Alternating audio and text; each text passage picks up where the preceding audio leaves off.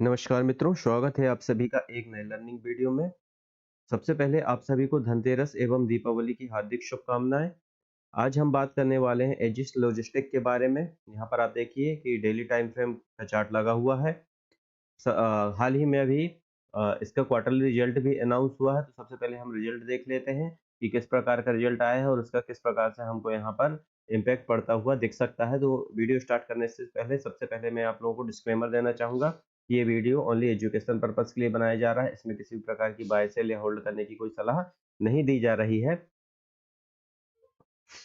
Company का काम LPG को इंपोर्ट करना, स्टोर करना एवं डिस्ट्रीब्यूट करने का है। यह इंडिया की लीडिंग कंपनी है। इस प्रकार के डिस्ट्रीब्यूशन सिस्टम में एंट्री बैरियर बहुत स्ट्रॉन्ग होता है और यह स्टॉक के लिए और हमारे लिए एक प्लस पॉइंट। स्क्रीनर पर यदि आप यहाँ पर इसे ओपन करते हैं तो आपको इम्पोर्टेंट की पॉइंट यहाँ पर देखने को मिल जाएंगे। यहाँ पर देखिए लिखा हुआ है कि edges logistic in the business of import and distribution of liquid petroleum gas, LPG के डिस्ट्रीब्यूशन वगैरह पे यह कंपनी काम करती है। इसके अलावा ये देखिए, edges logistic limited is India's leading oil gas and chemical logistic company. तो केमिकल बेस्ड कंपनी है जो लॉजिस्टिक का काम यहाँ पर स्टॉक कंपनी करती है। इसे आप डिटेल में पढ़ेंगे तो आपको बहुत अच्छे इंपॉर्टेंट जो पॉइंट है वो सारे निकल के मिल जाएंगे। चलिए हम यहाँ पे फंडामेंटल देखते हैं। तो मार्केट कैप 10,927 करोड़ का है। स्टॉक पीई यहाँ पर 21.5 है और यदि हम इंडस्ट्रियल पीई से तुलना करें तो 34.6 है। तो यहाँ पर स्टॉक हमको एक अच्छे रेट में कम सस्ता बोल सकते हैं कि अच्छे प्राइस पर यहाँ पर मिल रहा है। आरओसी 15.9 और आरओई भी 15.9 है, तो ये ठीक नंबर है। इसके अलावा यदि हम बात करें डेट टू इक्विटी रेशियो की तो ये 0.65 है। अंडर कंट्रोल डेप्ट हम बोल सकते हैं और डेप्ट जो है 2,359 करोड़ रुपए का है। तो इसके अलावा पेग रेशियो की बात करें तो 1.19 यहाँ पर हमको पेग रेशियो दिखाई दे रहा है। और यदि यहाँ पर हम देखें किसी भी प्रकार का कंपनी के पास होल्डिंग इनकी प्लेस नहीं है और प्रमोटर की होल्डिंग है 0.03% का यहाँ पर हमको चेंज देखने को मिल रहा है। बुक वैल्यू 104 रुपए का है। चलिए यहाँ पर हम क्वार्टर रिजल्ट देख लेते हैं कि किस प्रकार का रिजल्ट हमको यहाँ पर देखने को मिल रहे हैं। यहाँ पर देखिए कंपनी की सेल्स है। कंपनी की सेल्स सितंबर 2023 में 1235 करोड़ है। यदि हम सेम क्वार्टर में देखें, सेम क्वार्टर का मतलब होता है जैसे हम सितंबर 2023 की तुलना कर रहे हैं तो हम सितंबर 2022 पिछले साल के सेम क्वार्टर से देखेंगे। मतलब ये सितंबर है तो यहाँ पे भी हम सितंबर से तुलना करेंगे। 2023 चल रहा है तो पिछले साल से ही हमको तुलना करनी चाहिए। तो 1235 करोड़ की सेल्स है। यहाँ पर 2151 करोड़ की सेल्स हमको देखने को मिल रही थी। तो यहाँ पर सेल्स में हमें कमी दिखाई दे रही है।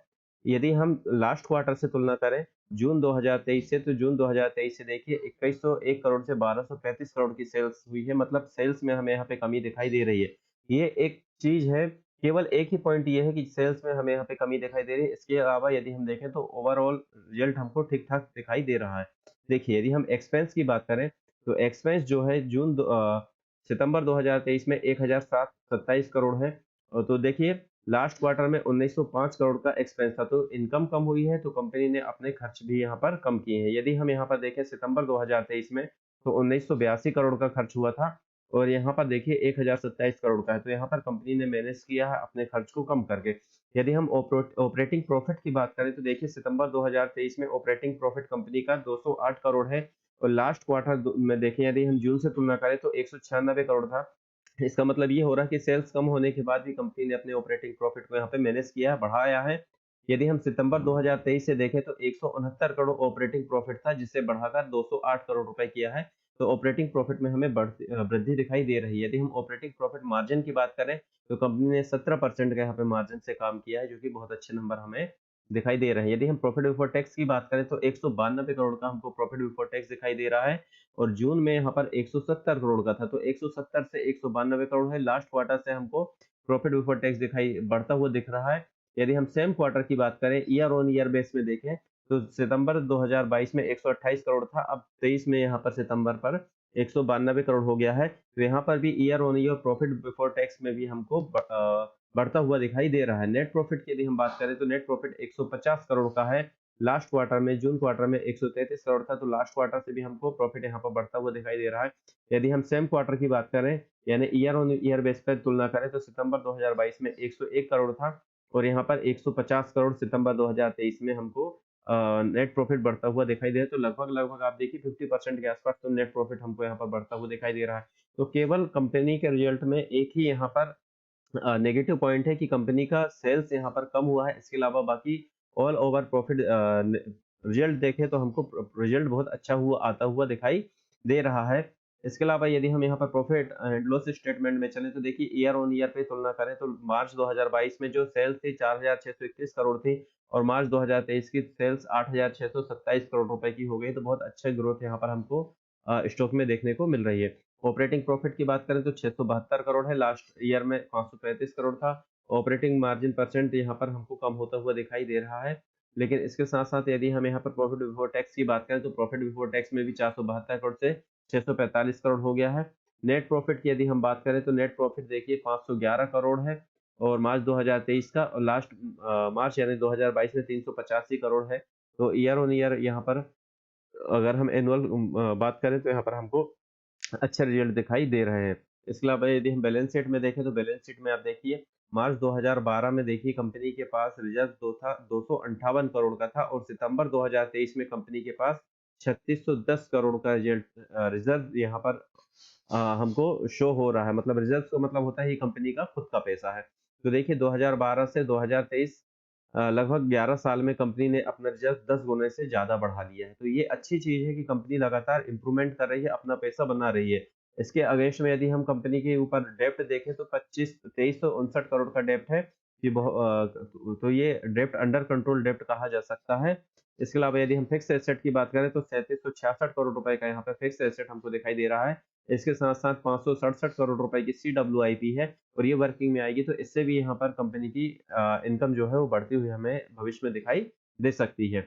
इसके अलावा यदि हम यहाँ पर शेयर होल्डिंग पैटर्न की बात करें तो यहाँ पर शेयर होल्डिंग पैटर्न देखिए 58.10% प्रमोटर की होल्डिंग है, तो प्रमोटर ने अपनी होल्डिंग लास्ट क्वार्टर में देखिए बढ़ाई है।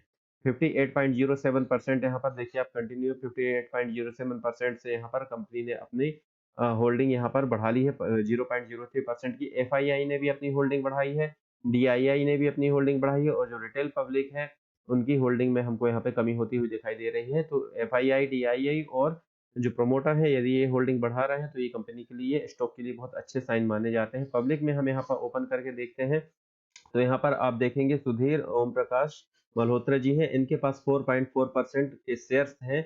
अब आप देखिए यहाँ पे 18% ओनली पब्लिक के पास है 18.15, और इसमें भी देखिए इन्वेस्टर एजुकेशन ये जो अथॉरिटी है इनके पास 1.19% की है। मतलब यदि हम यहाँ पर देखें तो लगभग 5.5% की होल्डिंग यहाँ पर स्ट्रॉन्ग हैंड यहाँ पर भी है। यानी कि यहाँ पर लगभग जो रिटेल पब्लिक है उनके पास ओनली 13% के आसपास की होल्डिंग है। तो रिटेल पब्लिक के पास होल्डिंग का कम होना ये ऑलरेडी एक बहुत अच्छे साइन हम कह सकते हैं। चलिए ये तो हो गया यहाँ पर रिजल्ट की बात। अब हम चलते हैं और देखते हैं कि प्राइस एक्शन और टेक्निकल हमें क्या कह रहे हैं। यहाँ पर डेली टाइम फ्रेम का चार्ट लगा हुआ है, आप यहाँ पर देख सकते हैं कि ये हमारा एक सपोर्ट जोन था। इस एरिया पर स्टॉक ने बार बार सपोर्ट लिया है। ये देखिए यहाँ पर मल्टीपल टाइम सपोर्ट यहाँ पर ले चुका है और यहीं से हमको एक अच्छा सपोर्ट लेता हुआ एक डब्ल्यू टाइप का फॉर्मेशन यहाँ पर हमको बनता हुआ दिखाई दे रहा है। और इसका हमको यहाँ पर एक जो नेकलाइन है इसका भी एक ब्रेकआउट हमको देखने को मिला। यहाँ पर हम देख सकते हैं कि ये जो जोन था रेड लाइन से मैंने यहाँ पर एक मार्क किया है, ये यहाँ पर देखिए आप मल्टीपल टाइम यहाँ पर सपोर्ट लिया था, तो ये बहुत इंपॉर्टेंट यहाँ पर एक सपोर्ट जोन था और इसका यहाँ पर हमको एक ब्रेकडाउन देखने को मिला। तो ये पहले सपोर्ट था, अब ये करेगा रेजिस्टेंस का काम। तो ये एक हर्डल रहेगा, इसके ऊपर जैसे ही स्टॉक ट्रेड करना शुरू करेगा तो कुछ इस प्रकार से हमको प्राइस एक्शन बनता हुआ दिखाई दे सकता है। यहाँ से हमको आने वाले समय में एक ब्रेकआउट देखने को मिलेगा, एक रिटेस्ट के बाद वापस से यहाँ पर हमको एक अच्छा मूवमेंट देखने को मिलेगा। और ये देखिए इस कैंडल के साथ यहाँ पर आप वॉल्यूम को भी थोड़ा सा एनालाइज कीजिए। वॉल्यूम देखिए यहाँ पर आप थोड़ा सा, मैं इसको देखिए यहाँ पर इस एरिया में यहाँ पर हमको वॉल्यूम में देखिए आप लगातार कम होती हुई वॉल्यूम दिखाई दे रहे थे, लेकिन यहाँ पर देखिए इस पूरे एरिया में जब से मार्केट यहाँ पे आया है यहाँ पर वॉल्यूम में हमको लगातार वृद्धि दिखाई दे रही है। तो यहाँ पर हमको एक अच्छे वॉल्यूम के साथ ब्रेकआउट देखने को मिलना चाहिए और इसके बाद रिटेस्ट के बाद हमको ऊपर की तरफ एक अच्छा मूवमेंट देखने को मिल सकता है। टारगेट की बात करें तो पहला जो टारगेट हमारा होगा वो ये लेवल के आसपास का रहेगा और दूसरा जो टारगेट रहेगा वो हमारा 408 रुपए के आसपास का रहेगा। स्टॉप लॉस की यदि हम बात करें तो जस्ट इस लेवल के नीचे हम अपना स्टॉप लॉस यहाँ पर मैनेज करके चल सकते हैं। और यदि ये लेवल टूटता है तो इसके बाद हमको ये नेक्स्ट लेवल हमारा ये है, यहाँ पर भी स्टॉक ने मल्टीपल टाइम यहाँ पर सपोर्ट लिया था, तो दूसरा इंपॉर्टेंट सपोर्ट हमारे पास ये वाला जोन हमें देखने को मिल सकता है। हमने एंट्री, टारगेट और स्टॉप लॉस की बात कर ली है। ये आज का वीडियो था। यदि आपको अच्छा लगा हो तो लाइक, शेयर एंड सब्सक्राइब जरूर कर लें, और किसी भी प्रकार का प्रश्न हो तो कमेंट कर सकते हैं। एक बार फिर से डिस्क्लेमर देना चाहूंगा कि ये वीडियो ओनली एजुकेशन पर्पस के लिए बनाया जा रहा है, किसी भी प्रकार की कोई सलाह नहीं दी जा रही है। किसी भी प्रकार का ट्रेड लेने से पहले अपने फाइनेंशियल एडवाइजर से अवश्य सलाह लें। आज के लिए इतना ही, धन्यवाद।